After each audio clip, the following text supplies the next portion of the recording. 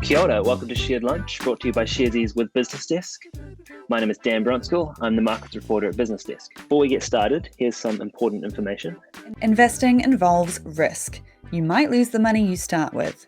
We recommend talking to a licensed financial advisor. We also recommend reading product disclosure documents before deciding to invest. Everything you're about to see and hear is current at the time of recording. Today we're joined by Brad Olsen, who is a principal economist at Infometrics. Welcome, Brad. Thanks for having me on, Dan. This is very exciting. It's an absolute pleasure to have you. I understand you have a goal or a mission to sort of travel around New Zealand, see almost every district in New Zealand. How far through that project are you? How many New Zealand districts have you been to? So as of last weekend, I've managed to visit all 66 local council areas around the country, all the mainland ones at least. The only one I haven't been to, I made it to last year, haven't made it so far in 2022, is the Chatham Islands. Just a little bit difficult, quite expensive, difficult to plan around that. So it's a maybe for the rest of this year. But so far, haven't made it to every nook and cranny of New Zealand, but made it to all of the main centres and across quite a few of the other towns, which is pretty cool to get there in person and see what's happening locally. Definitely. Okay, the big question though is which one is the best? Oh, Whangarei, only because that's home for me. So I have to pick Whangarei. City of 100 beaches, coming up to summer, it's going to be a fantastic time to take everyone to the beach. So go up north is my very strong recommendation. Okay, that is an excellent choice. Whangarei is a beautiful city. And I would argue probably New Zealand's most underrated. I reckon so. I mean, everyone often uses it as a bit of a, pit stop as you head up north further. I like staying there for long periods of time. So I would, a great spot. It's got a new Huntavasa Art Centre and similar. It's got some great beaches. Add it to your list for summer. Whangarei. All right, let's get into inflation. I am quite a big fan of Whittaker's Creamy Milk. And this half-eaten block here cost me $6, Brad. It cost me $6. I can't keep living like this. What I want is someone to blame. Whose fault is it? Oh, look, we can put together a whole lineup. I mean, Vladimir Putin can definitely feature there. To be fair, most of the central bankers around the world need to step up as well. Jerome Powell in the US, here in New Zealand, Adrian Orr, our Reserve Bank governor, have to be there. It's interesting, right, because I think everyone is often, like you say, looking for someone to blame. The government often comes up in conversation, how much blame should we apportion them? Where does Grant Robertson sit, when we're filing charges against inflation? And realistically, I think for the government, they're sort of like a bystander. They're not the main driver or the main culprit of inflation. I don't think they're helping a lot either, to be fair, but they're certainly not the main driver. The area here is that we overstimulated the economy during COVID-19 when we thought that the sky was falling. And look, at the start, it probably was. But as we got through, the economy was performing better, both here in New Zealand and across the world. We sort of kept stimulating despite the economy getting back on its feet. And that means that realistically, we've sort of overdone it. We've overcooked the response. That's let inflation get out of control again here and across the world. You've had war and similar that's crept in as well. All of that means that, look, central bankers are the first culprits. And then you've got some of those wider geopolitical things as well. Mm-hmm. Okay, so it sounds like it's events and then central bankers and then only very last on the list, government, if at all. Yeah, and I think, it's interesting as well, though, because I think part of the reason that we look at who to blame is what we do about it. And look, as much as I've tried, WhatsApping Vladimir Putin and been like, hey, can we call off this war and get, oil prices back? Well, funnily enough, none of us have that power. We also don't have the ability to just click our fingers and make lots of ships with lots of goods that have been magically produced from everywhere just move across the world. So it's difficult to sort of fix some of those other issues, which is why I sort of, do look more at the likes of central banks who have been pumping up the economy. But also, I think there's still a fair case for the government to answer here because it is spending a lot. It's facing inflation as well. And I guess if every household is having to naturally tighten their belts a bit more, look, you can't buy all that many $6 Whittaker's blocks of chocolate anymore, relative to what they used to be. If everyone's got to tighten their belts, then I think the government has to be serious about what it can do as well. Definitely. Okay. There's one more possible culprit that we haven't discussed, which is businesses making profits. ANZ, what did they just this morning reported net profit of $2 billion, up 8%. Are businesses to blame for inflation? To a point, and I think there's two elements to this. One, they're reacting to what they are seeing out there in the market. Their input costs are rising quite substantially, and that, of course, funnily enough, flows through into inflation. So they're a culprit for inflation, but they're also being hit with their own levels of inflation. It might not be the consumer's price index, but you look at the likes of the producer's price index, what they have to pay for inputs, all of that has been rising. So there is a bit of a flow-on effect there. The reason I'm not as sold as some people on that view of, corporate profits having driven it is I'm pretty sure if we look back in time, there's been some pretty good levels of corporate profits between 2010 and 2020, and inflation remained stubbornly sort of at or below 2%. So if corporate profits drive inflation now, I'm just wondering why all of a sudden businesses weren't creaming it if you were back in previous times around inflation. So realistically, yes, there's an element to it, but I think, again, that the major driver is much more around the general stimulus that's coming through into the economy. Yeah, you're saying their businesses are always trying to maximize profits. If they're a good business, they are, that's for sure. Yeah, so there must be other conditions in the economy that is creating the inflation. I think that's a pretty sensible argument. And I think as well that there's a part here where again for some of those profits are up considerably because of other issues, because of revaluations and similar. I remember talk about, I think it was one of the big energy companies actually that reported just a massive profit, and everyone was sort of hammering them. And if you actually look at their operating profit, their sort of more cash-based profit, it wasn't all that much up. It's just that their wider profit was massively inflated by revaluing what their long-term contracts on energy were. So I think we've got to sort of keep a little bit in mind that sometimes the headline looks, quite damning, but isn't necessarily as bad when you dig into the details. Mm-hmm. Okay, I want to dig into the details, and I want to talk about the latest quarterly inflation number. But before we do, can you give us like a couple of sentence inflation for dummies? What is it? Why does it happen? Why does it happen, I think, is probably the most important. I mean, what is it is a general increase in price levels. And I mean, your chocolate example is perfect, right? Same block of chocolate as what it was a year ago, costing you more money. So you're getting the same thing, but it's costing more. That price has risen. If we look at the drivers, effectively, it's, again, supply and demand. Now, normally you want to run the economy here in New Zealand, wherever it is across the world, more specifically, with just a little bit of inflation, because effectively what you're trying to do is you want demand to be slightly above supply. You want people to be wanting to do lots of stuff in the economy, which drives demand higher. Supply is never quite as responsive. If you increase demand, tomorrow, supply is just not able to do that. You're not able to build a factory in one day. You're not able to go out and employ and immediately put someone on the ground to do a job within 24 hours. So realistically, it takes a little bit of time. But by having a little bit of pressure in the economy with demand slightly ahead of supply, you naturally increase inflation over time. The issue is where there's a big imbalance, right? Because I can plan generally that, a 1%, 2% increase in prices, I'm hopefully, going to become more productive in my job or my business. I'm going to earn more wages. And over time, you can sort of match that inflationary rate with growth in the economy, with growth in productivity and what have you. If you start to get to where we are at the moment, right, 7% inflation, then businesses, households all plan for 7% next year and 7% the year after. So when it becomes larger like that, it becomes very hard to plan for. And if I know that all those chocolate bars are going to cost me $7 more, 7% more rather next year, then I might actually want to stock up a bit more now. So inflation often brings a bit more activity into the here and now, which actually perpetuates further inflation because it means that I need to do lots of stuff now. There is more pressure into the future. And so, you're looking a lot around just general supply and demand in the economy. Yeah, and this is why we worry about inflationary spirals, where some inflation leads to more inflation, which leads to more inflation, which is where you start to get into really dangerous economic territory. Absolutely. And I think, this is interesting, right, with households, because at the moment you go out and find me a household who's like, you know what, I'm pretty sure inflation will be all right soon, and I'm planning for inflation to be all right soon. Households are instead going, gosh, chocolate is more expensive, putting fuel in the car is more expensive, my rent is more expensive, food's more expensive. I've got to plan for it being worse like that. And so when that expectation becomes ingrained, you do start to see quite a big shift in terms of people's expectations. Now, they don't have to be particularly high, but really, once they get outside of that 2% band, you do get a bit worried, because it says that people don't believe that the government agencies, that the Reserve Bank and similar, can do their job and will keep things under control. I mean, it's sort of the mentality, if you will, of when people across different countries start to take lots of vigilante action, it's obviously because they don't think that the police force can do a very good job.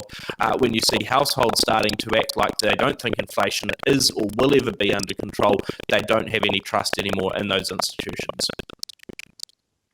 Okay, interesting. We just had our quarterly inflation. There are a couple of different narratives spinning around this. People were expecting the number to fall quite significantly, but the headline number dropped from 7.3% to 7.2%, and that led some people to say inflation is peaked and it's easing, and other people to say inflation is worse than we expected. What's going on? Can we say inflation is easing, or can we not say that? Help us unpack that. Yeah, a bit of both. And so let's start with the annual figure, because that's the one that everyone looks at, right? So yes, it pulled back a touch to 7.2% on an annual basis. Important though, and so that was 7.3% back in the June quarter. So it was down a touch. Market consensus, I think, was for it to fall to something like 6.7 odd percent. So it didn't fall nearly as much as we thought. But importantly as well, that annual rate is on top of whatever the annual rate was the year before, if you will. So when we were looking at, I'm trying to desperately remember the inflation numbers in my head, but last year the June quarter number this year, 7.3% was on top of what must have been about 4.9% odd at that point last year. If you look at that 7.2% in the September quarter, that was on top of a 5.9% rise that you saw at the September quarter last year. So it's already quite big. So short answer is yes, it's eased a touch from the peak. However, let's look at things in a slightly different way, which is more quarter on quarter. And what we saw there was a 2.2% increase from last quarter. So whatever prices were generally speaking in the economy back in June, they've now gone up 2.2% more. Now, the important thing there is that 2.2% is the fourth largest quarterly increase we've seen since 1987. So that's the thing we're worried about. We think that it's accelerating quite a lot. And I say that because, again, back last quarter, you saw, I think it was a 1.7% rise. So, we're talking quite a big margin here when it comes to that acceleration. The question now becomes, if we look into sort of the next quarter, we look ahead to December and everyone says, have we peaked or not?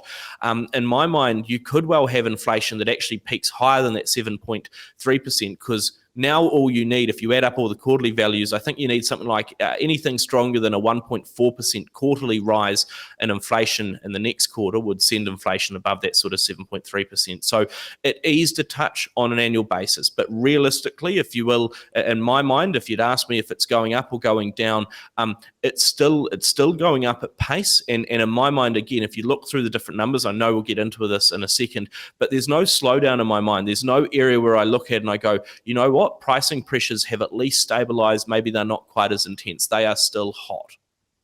Yeah, I think that's the right analysis there. In that, particularly if you look at domestic inflation, there's two different types of inflation. There's the inflation that's happening overseas and is being imported into New Zealand, and the inflation that we're generating here in New Zealand. That number continued to climb, and that's the number that RBNZ cares more about and can control more.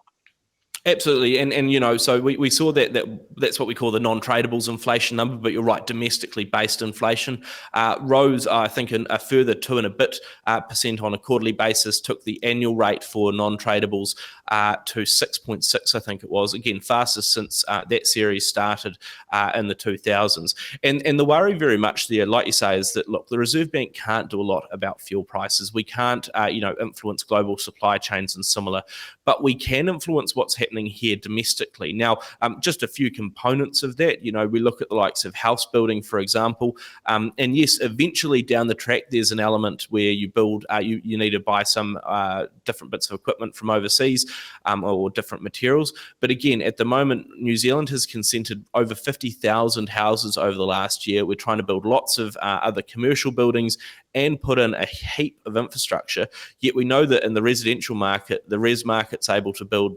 35, maybe 40,000 a year if they're lucky. So we've already got 20% of additional demand in just the residential construction space. That's why everyone finds it difficult to find a builder, an electrician, a plumber when they need it. So we have very much overstimulated demand. When we look at those numbers as well, I guess the worry is that if we're not seeing any turnaround at this point, if we've had inflation that's been high, but we've also seen the Reserve Bank has been lifting interest rates quite considerably, we get a bit worried. We go, what actually is the, when do we see a turning point? When do we see those pressures at least stabilize and then start to head lower? Yeah, and you talk about the Reserve Bank there. Before the inflation number came out, the consensus was, perhaps that the Reserve Bank would raise interest rates to sort of the OCR, the official cash rate, to about 4.2%, 4.25. That's changed since the inflation number. Some people are sort of saying as high as 5.25% as the sort of official base interest rate of the economy. Is that reaction valid? Was the inflation number that bad that OCR needs to go that much higher? Well, and this is the interesting question, right? Because realistically, yeah, it was that bad. I mean, it honestly takes a lot for us to, I talk about our forecasting team at Infometrics for the major banks and similar to review their official cash rate pick on one piece of data. It was only one number realistically that we got. There was a whole lot of detail underneath, but it was one release. And within, hours, just about everyone was forecasting an unprecedented 75 basis point increase, the official cash rate in November, and think it's going to go higher. So, I mean, that was pretty hard, to stomach, even within our office. But look, was the number that bad? Yeah, it was. Again, that quarterly rise at the fourth highest pace since 1987 sort of said to us, look, we're this late in the cycle. This is where we were expecting to see a turnaround. We saw fuel prices pull back 4.5%. So that should have dropped inflation because fuel's a pretty important component. And we looked at it and we went, wow, we're seeing nothing. There is no sign of anyone putting up a bit more of the white flag and saying, look, actually, prices might be easing. So if the Reserve Bank's not getting any bang for its buck yet when it comes to those interest rate rises, then yeah, it does need to push harder. Now, it's a little bit worthwhile, I think, unpacking this for a second because there are some interesting questions, right? When you look at the Reserve Bank, they've been going on those larger 50 basis point increases to the official cash rate over time. We've seen, retail mortgage rates that have more than doubled, and you've seen an effect in both the housing market and in the likes of the stock market. Investments aren't looking as flash at the moment. There's a bit of red ink over the place, but you're not seeing it in inflation. Now, there's a challenge here. We know that it takes a while for those sort of effects to filter through into the economy, maybe sort of 12 odd months, 12 to 18 months to see the full effect. The worry is that we're now over 12 months since we started to have these conversations. And look, I get that we're not going to see the full impact yet, but we're seeing nothing. Absolutely nothing. And again, if you look at those various figures, so you've got annual inflation running at 7.3%. You've got the current official cash rate at 3.5%. So your real interest rate, if you will, is sort of kicking around nearly 4% or so, negative 4%, which means that if you've got a real borrowing rate of negative 4%, you should borrow like no tomorrow. You should be spending like nobody's business, which is sort of what people are doing. So that's happening. Now, the worry though is that by the time you know that you've done enough work as the Reserve Bank, you've probably overdone it. And I think what we're thinking of at the moment, it's not a very comfortable position, but until you absolutely hammer inflation back down, the Reserve Bank is going to be worried that no one trusts it and no one thinks they've done a good enough job. If that's the case, they have to over-egg it. They've got to push the official cash rate, like you say, to more 5.25% or so to really hit inflation. Now, again, 5.25% means that you've still got a real interest rate that's negative and suggests that you should be borrowing more. So, yep, it'll take a bit of time. But in our minds, that brings on the likelihood of more of a hard landing when it hits the economy. The question, though, is, okay, we're seeing this not only here in New Zealand, we're seeing it across the world. The US Federal Reserve's raising their interest rate, so is the US, Europe's doing the same, Canada, what have you.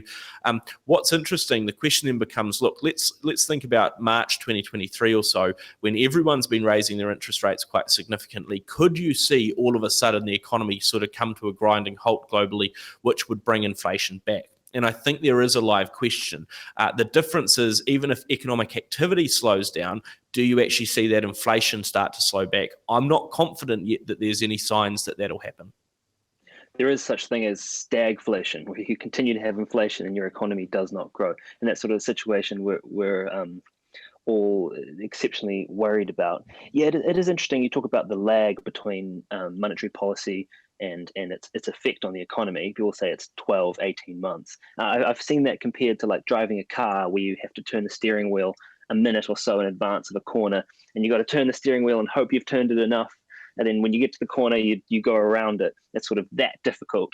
And as you said, we're now just reaching the point where it's 12 months since the Reserve Bank started hiking.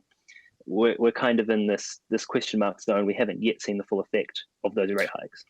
Absolutely, but I think to change the analogy around a little bit more, let's think of the Titanic and the iceberg, right? You've got the iceberg that's in front of you, but it's a little bit foggy this morning. We can't necessarily see exactly how close we are to the iceberg or not. So from the Reserve Bank's point of view, if they're on the bridge and moving the wheel on the ship, their question is, do they turn it hard? And if they turn it, far too hard, then all of a sudden they could possibly, if you will, roll the ship over and capsize it. Not great.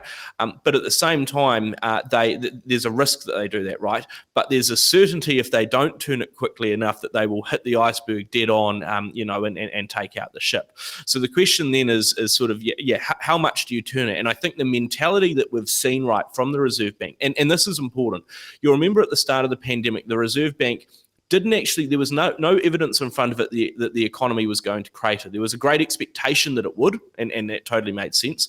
And so the Reserve Bank said, look, we've got to shore things up. We've got to push hard. We've got to cut interest rates a lot, and we've got to stimulate to ensure that people have that confidence. I think what you're seeing here is sort of the reverse. If you're happy to go hard on the down, you've got to be happy and keen to go hard on the up as well, which means you do need to push quite viciously against that inflation rate to try and get it under control, because you do not want to hit the iceberg. Yeah.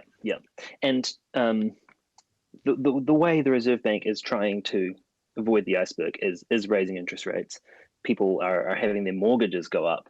I know lots of people who have bought one of these unbelievably expensive New Zealand houses, a cranky old villa on a hill somewhere for $1.2 million, and are now refixing their mortgage at a much higher rate. And it's causing like a lot of pain.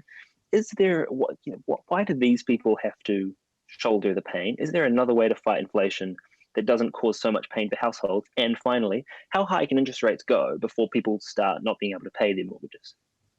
Yeah, no, some great questions there. And look, is it uncomfortable? Absolutely. There's some real pain, and it is going to be felt most by those who have only recently got into a house. Look, if you bought back in November 2021 at the peak of the housing market, and look, a real life example I've heard from someone recently, they need to find $20,000 next year to service their mortgage, $20,000 additional to what they're currently paying.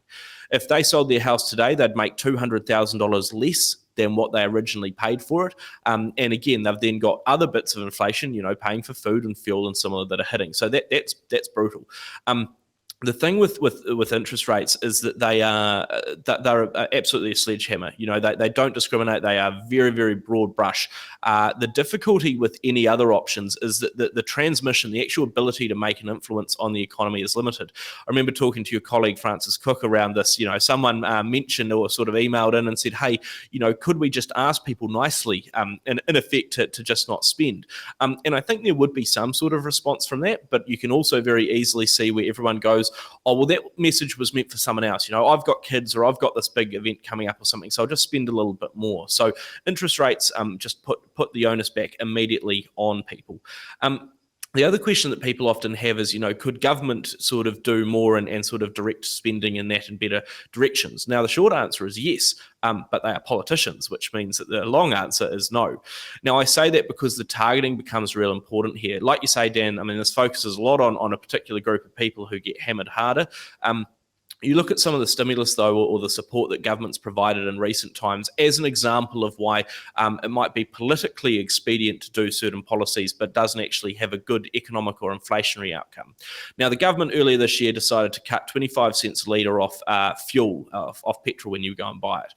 Now, it sounds like a smart plan, it gives people a little bit more money. The issue is that those on the highest incomes spend 3 times as much money each week as those on the lowest incomes on fuel, which means that the government's helping those on the highest incomes who don't need any help 3 times more than the people who desperately need help at the bottom. Now, again, I don't like paying high levels of cost for fuel, but I know that I can also reduce my consumption. I can decide not to drive out to the beach or wherever it might be. If you're on the lowest incomes, you know that you've got to drive to school, drive to the supermarket, drive to work. So there is an element in my mind here where the government often just by natural political necessity is a bit more unable to make that influence. So look, short answer is I don't think you can do a huge amount more on inflation to get it under control. Without, again, lots of other issues. I guess better the devil you know. We know how hard interest rates hit us at the moment and where they hit us, than trying a new scheme that might well do something to inflation, but also could cause some real social and economic challenges to other groups. I've completely blanked on your other few questions, so come back to me on those.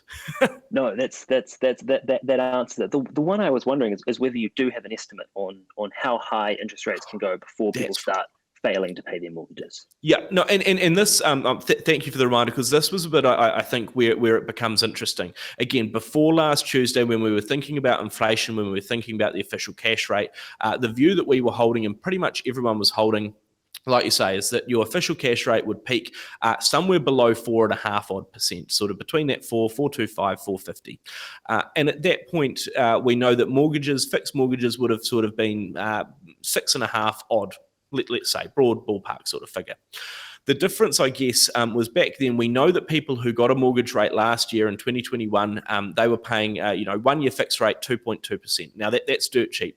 A lot of people could do that. The issue was that, a lot of home buyers were going up to their necks in debt, $1 million in debt, paying 2.2%. Now they could pay that. The question was, could they pay that as interest rates started rising? And yes, that they could, but they'd been on the baked beans diet.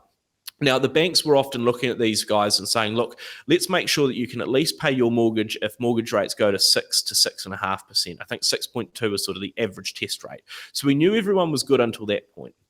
And so we were sort of looking at things in the economy and going, okay, official cash rate goes to 4.5%. We're comfortable enough. The economy will slow back, but more of that sort of shallow hit, soft landing idea. If you're looking now at the official cash rate sitting at 5 to 5.25, you're looking at borrowing cost 1 year fixed rate of at least 7, probably to start with. So again, there are a lot of borrowers who are not going to be able to afford that sort of mortgage rate. They're going to have to either downsize or figure out something else to make their payments work. So look, once you get about above 6.5, people start to feel pretty uncomfortable at the moment. It would be my view. Yeah, and that's where you start seeing recessionary effects. Okay, all right. One last question before we jump into listener questions, just a very quick one. Inflation data is only released quarterly. That's not very often. What's some forward indicator or another data source that we could look at to get a steer on where inflation is going? Yeah, no, very, very good question. I mean, there's a lot of, I think, different components that we look at. One element is also sort of how it transmits. So even before we look at the latest inflation numbers, we're often looking at what business prices have been doing themselves, what sort of costs a business is wearing, because again, as we talked about before, if a business is wearing that cost, they'll often look to pass some of that on. Wages as well are an important indicator. So we often look at the monthly earnings figures that Stats NZ publishes, what sort of trends are happening there. We'll look at the likes of food and rental prices because they're key components. Now, food's quite volatile, so we have to take that with a little bit of a grain of salt at the moment. But, rents as well give us a certain idea. Fuel prices give us an inclination, building consents as well. The one that we're looking at a bit more at the moment, we've started to do some work. Foodstuffs New Zealand has given Infometrics a lot of their supplier data. And what is interesting there is that gives us a very quick, within a month, view of what suppliers to supermarkets are selling to the supermarkets and the prices they're charging, which does have a sort of a forward influence, if you will, on food prices and supermarket prices themselves. And the latest number there was up quite considerably and didn't show any real signs of slowing. The reason I say that is because I think it's important to look at some of the sort of the components of inflation, but also some of the drivers of what's going to push it forward. Are shipping rates coming down? We're seeing lots of imported goods at good prices or not? What's the exchange rate doing. So all of those different factors are what we look at, because there are so many different pressure points with inflation at the moment. Yeah, and then you just have to add them all up. Okay, let's jump into listener questions, because I've got quite a lot of them. The first and most popular one is by Cliff Cookson. He asks, "Hi Brad, if most of us here are investors, and a lot of us are invested in shares, property, bank term deposits, and KiwiSaver, how should we be managing those investments to best keep ahead of inflation and still grow our wealth? Is there a best type of investment for our hard-earned surplus cash in this current market?" Look, it's difficult. It's probably the short answer there from an investment point of view. I can tell you that my Sharesies account, my KiwiSaver, they're all down. Like I say, I know people who have got houses that aren't worth as much as they were a year ago. So there is a lot of red ink spilt across the floor. I guess one thing to keep in mind is sort of how this transmits, right? If you think that interest rates are going to continue to go higher and that will hit economic activity, people are not going to spend as much, particularly on certain areas. Now, again, general advice, but what it often means is that those tech-heavy stocks are not going to perform as well because, if you've already got a mobile phone, for example, and money is tight, maybe you won't replace it like you might have previously. There are some services that you need to keep a lot more. I don't like it, but I have to pay for power and hot water and gas and that at my house each and every day just to live. So there's some of those more defensive stocks I think that people are often looking at a bit more. The other broad point, two others in terms of that sort of investing situation. One is that you are seeing term deposits and similar that are actually rising at not too bad of a pace.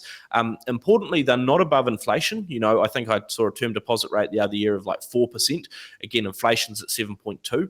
But your annual return on, looking at the New Zealand stock market, for example, is negative. So is the housing market.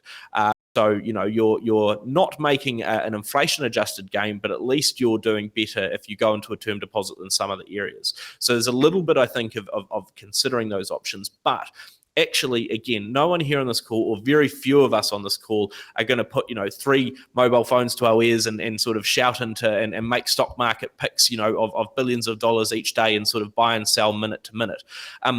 That means that, again, sort of keeping ahead actually becomes important. And the question at the moment might not be where is the best return that I can find. It's actually where is the least worst return. A lot of people are into that investing for the long term. I think anyone who's desperately needing cash has to make an adjustment or think quite seriously about where their money is parked up. But for a lot of people, and a lot of people I talk to, the question is more, how do I make sure that I've got that, sort of financial stability later in life, or in a few years' time? That would suggest to me at the moment that sort of, staying the course is important, considering you've got to consider your financial risk portfolio and how you balance that out. Am I pouring money into places that are hugely volatile at the moment? No, I'm sort of keen to stick it out. But equally, I'm not putting my money into cash because I know that, inflation will eventually erode it all. I'm being a bit more thinking about those various risks, how I might be able to make value over time, longer term, particularly as the economic recovery is likely to come through and similar. So, yeah, a focus there primarily on that sort of risk tolerance, but also that question of thinking about longer term returns, and sometimes where's the least worst return at the moment can be at least another way of framing the question. I was fascinated by a Milford analyst we had on towards the middle of the year who said something along the lines of, my goal right now is to lose the least money I can, not to make the most money I can. I thought that was super fascinating. Yep. We have another question here from John Brewerton, who asks, I imagine the true inflation rate is way higher than the official one. Do you have an actual estimate of inflation, taking into account the other inflationary items not included in the official rate? So I suppose what he's asking here is, does the official inflation rate reflect the actual inflation in the economy? Yes, from a technical sense. And I think it's important, right, because we throw the word inflation around a lot, and it means way different things to way different people. Now, when we talk inflation from an economist sense and the usual use of the term, we're looking at the consumer's price index, and that is a quality adjusted index. So, for example, one of the things that goes up in price or seems pretty expensive, right, is the cost of a mobile phone. Over time, though, in the CPI, the cost of phones often fall because they're quality adjusted. The new iPhone 14 Pro Max or whatever it is has 48 megapixel cameras rather than the 12 megapixel that you had last year. So if you're paying the same amount or slightly more for that new iPhone 14, you're actually getting more from it, if you will. So on a quality adjusted basis, the price of something might have gone down. So part of that's going to reflect, that over time, especially in the technology space, things look cheaper than they might be when they're measured in the CPI basket versus just going along to the shops. So I can see an element of that. The other thing, of course, that comes through, two other big elements here, is that we don't include interest rates themselves in inflation, just because that gets quite circular. But we know, of course, that interest rates are pushing up things quite a bit more. One other way, and one indicator I'd urge a lot of people to have a look at for this question around actually what's inflation look like for my household, is Stats NZ published, I think, yesterday, the household living price index, which look at sort of, includes the likes of interest repayments and similar, which shows that at the moment your higher earning, sort of higher spending households are often being hit harder because interest rates are more influential to them. And that number suggests that the actual inflation rate at the moment is more around sort of 7.7%. The last point, the most important one as well, though, is that everyone's inflation rate differs a bit. It depends on what you buy. What's your basket of goods? And I say that because you look at the likes of rents across the economy. Well, a third to 40 odd, 50% of people pay rents. That's true. The other half don't. I might have to buy. I don't know. I might have a friend who's low FODMAP and they need specific types of foods that are naturally more expensive, or they might be cheaper on another hand. So there's sort of a personal inflation rate, if you will, for many. But realistically, I can totally understand that generally speaking, when households look at prices as well, they notice those that go up more than they go down. That's a natural sort of thing that we as humans do, and we've seen this in a number of studies. We also respond to prices more over time, so we're sort of looking out for deals and what have you. The final point is I think there's quite a lot still of sort of big one-off ticket items that are going to come through that will continue to hammer households. For example, from October, the new earthquake levy in people's insurance has increased by 60%. That's one big one-off hit that's going to come through in October. We've seen sort of other ones of those through the year with rates rises and what have you. So short answer is there's lots of personal inflation rates, but there's still a lot of pain to come. Yeah. Okay, we're running out of time, but let's do like a bit of a quick fire question round. We'll just blap through these questions at high speed. So first one is there an estimate on how high interest rates will go? I think we know the answer is yes. At the moment, most people are picking that sort of 5 to 5.25%. And in the very brief amount of time that you give me, Dan, I just think it's important to say, look, back in July, we thought peak OCR was going to be 3.5. Come through into August, we moved it to 4. Come through to September, late September, we moved it to 4.5. And as of last week, mid-October, we moved it to 5.25. And I just give that, I hope we don't have to keep raising it, but we're realistic at the moment that things are intense and we're having to push things only in one direction. Yeah, it's been heading up. Here's another question that always comes up when you talk about inflation. Has the current fiat currency system been a Ponzi scheme since Nixon took us off the gold standard? Basically, it's a long question, but basically asking, is this a problem with leaving the gold standard and having fiat currency?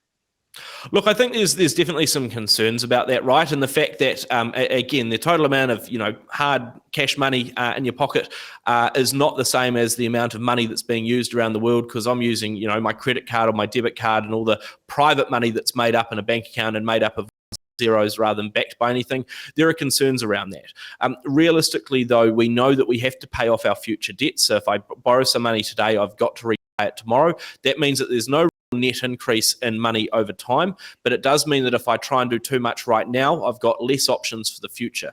Just a good example of that, if you will, in terms of the sort of pressures of printing money can provide. The government sort of spent 5 years worth of government spending or borrowing in about 1 year, which means that either you've got to borrow more money from even future, years 6 through 10 to fill in the hole, or you can't spend as much in the short term. So, I mean, there's the element, I think, over time, we've been borrowing a lot more, particularly when interest rates are low. We've just got to be aware that we've got to pay that off. But at the moment, the financial system is sound. The banks are well capitalized. They know they have to hold enough cash.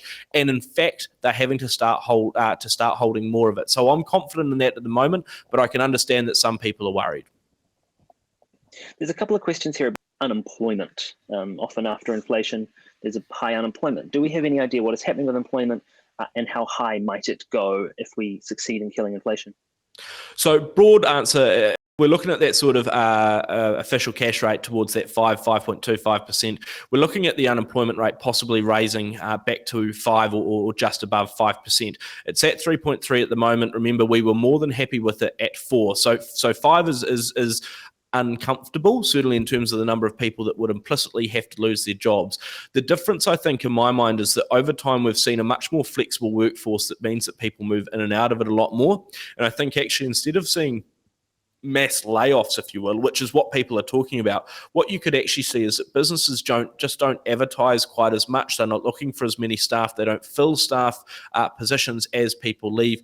And you increasingly also see more people that, for example, might go back into training and education rather than coming into the workforce. So there is some risk that inflation goes high. That's absolutely true. But I think at the moment, some of the fears of people, losing their jobs en masse seem to be overblown, because still, when we talk to businesses, everyone's struggling to find people. Great. Okay, that's about all we have time for. Any parting thoughts, Brad? Look, I think keep your wits about you. Think about the long term. I mean, investing and thinking about your money has got to be a long term thing. Stay the course in a sense. Take that advice. Think about your risk profile. But also, I think when it comes to inflation, keep an eye on all those various indicators.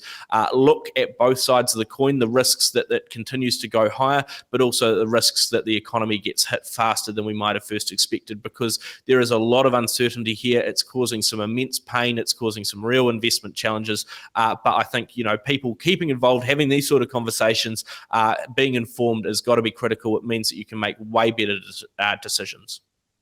Okay, well, thank you so much for coming on the show, Brad. We hella appreciate it. Cheers. All right, and thanks everyone else for tuning in and listening. We appreciate having you with us. We'll be back here next Thursday for another shared lunch, joined by Dr. Aisha Scott, who's going to talk with us about the psychology of investing, an episode called Mind Your Money. Please enjoy the rest of your week and stay safe.